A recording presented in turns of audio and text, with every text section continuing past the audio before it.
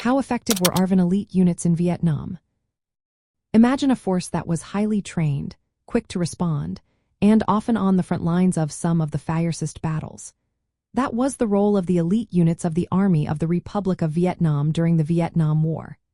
These units, including the Airborne Division, the Marine Division, and the Ranger units, stood out within South Vietnam's military structure. They were better trained, more mobile, and often better equipped than regular soldiers. Their reputation was built on their ability to deploy rapidly and take on tough missions. The Airborne Division was known for its swift deployment capabilities. They could be airlifted to critical areas and often led assaults on key enemy positions. During major battles, such as those in I Corps in the north, they fought fiercely to defend strategic locations. They were involved in intense combat, defending against North Vietnamese army assaults and launching counterattacks that caused heavy losses to the enemy. The Marine Division also played a vital role, especially in coastal and riverine areas. They were trained for amphibious assaults and could operate in difficult terrain, making them essential in controlling vital regions. The Ranger units were small, highly trained light infantry teams. They often operated behind enemy lines, gathering intelligence and conducting sabotage missions. Despite facing heavy casualties, they showed resilience and fighting spirit. These units were often used in high-risk operations where their specialized skills made a difference. Their ability to adapt quickly and fight effectively in tough environments made them valuable assets. However, even with their strengths, these elite units faced challenges. The overall ARVN force struggled with equipment shortages, limited artillery, and less air support compared to American forces.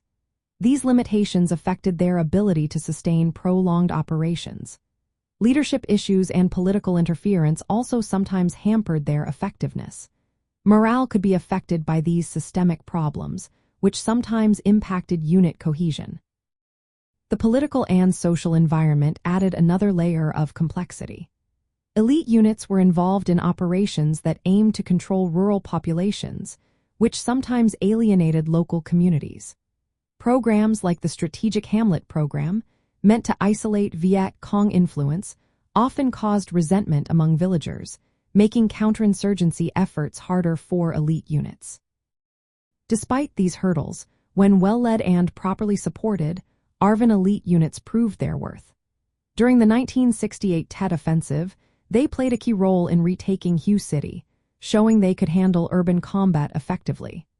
They inflicted significant casualties on the enemy, sometimes killing more North Vietnamese soldiers than U.S. forces did, though at a high cost to themselves. In the end, these units demonstrated tactical skill and bravery in many battles.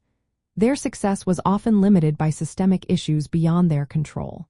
Still, their ability to perform in tough situations and their contributions to key battles highlight their importance in the overall war effort. Their story is one of skill, resilience, and the complex realities faced by South Vietnam's military forces.